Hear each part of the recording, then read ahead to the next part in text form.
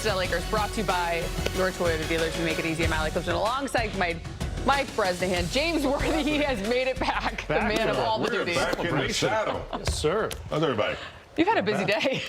It was a busy weekend. Yeah. You know, we all got to have a little reunion with Pat Riley, getting his statue. It was a beautiful ceremony, beautiful dinner last night, and a ceremony today, only to end up with just getting our asses kicked. Yeah. Unfortunately.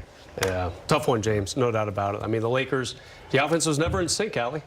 And one of these days, you and I will be invited to the same parties that James Worthy gets invited to. I'm going to get my earpiece in a second. But until then, we're just us, Allie. I'm hopeful we get to talk a lot about the festivities and the celebrations of Pat Riley and the statue unveiling that we did show before the game today, because it looked awesome. Yeah.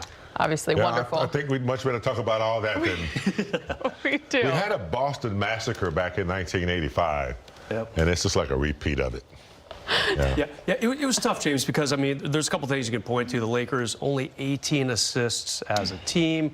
Not a lot of good ball movement tonight. Obviously, a really low point total, especially in today's NBA. Credit the Boston defense. Yeah. I mean, that is an absolutely sweltering defense. I'm not choosing the right word, but it's going to get on you. It's going to make you sweat. It's going to make you work. And the bottom line is the Lakers just couldn't pull it off tonight, Allie. They've been doing pretty well offensively for a while. Tonight was not one of those nights. And Boston, last in the league in pace, James. So they want to slow the game down. They don't want any fast breaks, which the Lakers like to do. Not a lot of easy fast break points at all for the Lakers tonight. All valid. All valid. This game, to me, wasn't about, you know, stats and, you know, rebounds and all that. All that is the norm. No heart. Weak. No heart, weak. And it's post All-Star, you know, and we talked about what they needed to do before All-Star. I think they didn't achieve what they wanted to there. So now you get a break and they come back. Clipper game, okay. That was a tough game. They won. But tonight, this afternoon, was weak. It's the Boston Celtics. Okay? No Tatum. You're at home. You're in fifth place. You're trying to move up. You show really, you know, to me, no respect for the uniform. Okay? When you come out and you get out-rebounded, offensive rebound after offensive rebound, Pritchard, Jaylen Brown, you can sniff out weakness. Okay? When you do that, you can just dominate. That's what they did. Offensive rebounds, you know, and you know, they've got to decide who they want to be, because right now, you know, I'm not sure. They're a good team. I'm not taking that away from them. They're a good team. They got a lot of offensive power. But until they decide, you know, I'm a little biased because it's the Celtics. Right. And it was Pat Riley's, you know, a statue unveiling, and to, you know, just to come out like that at home with no. It was just tough to watch. And as I drove back, listened to John Ireland on the radio on the way in, it just got worse. The game, we talked about it in the pregame show about how maybe players in the moment, they're not going to acknowledge that this is a measuring stick game. But you kind of make a point where, you know, you're up against the #2 team in the East, who has been playing very well. 7 or 8 games, I think they won. Coming into a season they called the gap year. Not a lot of expectations because of that without Jason Tatum. But you look at the way, to your point, of the heart, the hustle, the energy, the effort, et cetera, right? You got 26 games left on the season. You look at this one. Only 3 of their 22 losses on the season have been below 10 points. What are you kind of thinking right now of what can be achieved, what needs to be accomplished during this sprint and this stretch run to the finish line when you look at a game like this and where you need to get to if you want to make noise in the postseason? Yeah, they almost put, you know, us or me in a position where I don't know. You know, because we've been waiting. We've seen potential. They're good in the clutch. Last 3 or 4 minutes, the defense is good. So they get leads. So why can't they hang on to those leads? But they really got to show some collective pissed off. You know, collectively, they got to have a meeting where, you know, who are we? You know, we are not meeting force with force until they decide, Allie, that they're going to defend and not give up offensive rebounds and not get outworked and out-muscled. Jaylen Brown and Pritchard, they felt it. They just said, look, we know they're not a little soft today. And so that's where we stand.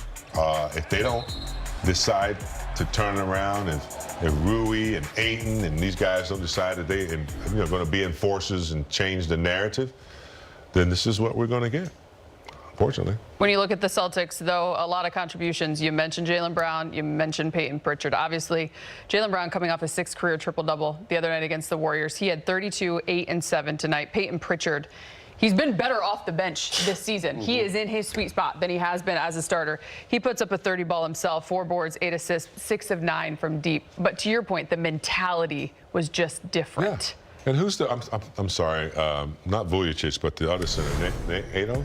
Keita. Keita. Yeah. Yep. 12, 14 rebounds, just offensive rebounds after rebound, and just getting pushed around. That's what pisses me off the most, when you're getting pushed around, and then when, you know, as a player, when you kind of know you're defeated. I've done this before. When I've known I've defeated, you start to complain. And you start to, you know, bitch and moan and you know, start looking at the referees. And meanwhile, Boston, they see that. So the Lakers got to decide. You know, they got to decide. You know, we've been waiting long enough. They're healthy, even without, you know, being healthy. They got to decide who they are. Boston's won a championship. They don't have Tatum. They made some trades, but they still have that championship, you know, banner, that mentality.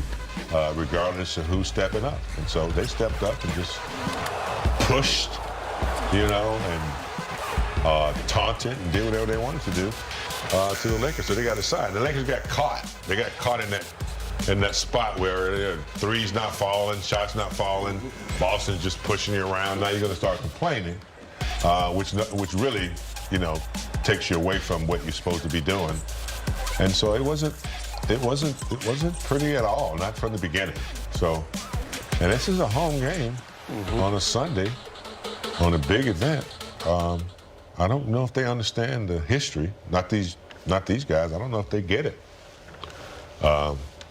This is Boston Celtics and the Lakers at home.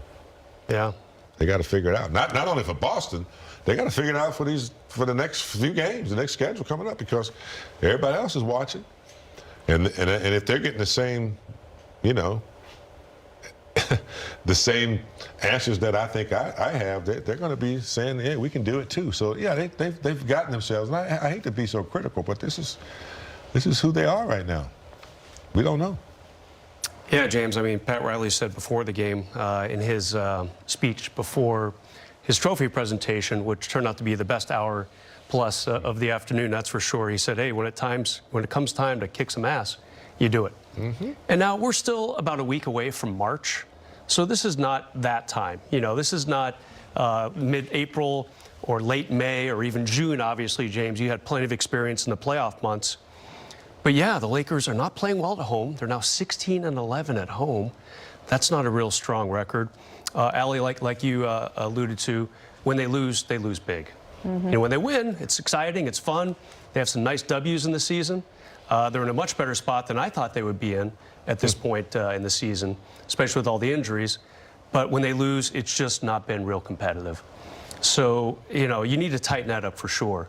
And tonight, just, you know, a couple of the stats. I mean, Austin Reeves, 15 points, only 2 assists. James, I think he has to be one or the other. He's got to score his 28, 29 a game, or hand out, you know, 7 or 8 assists.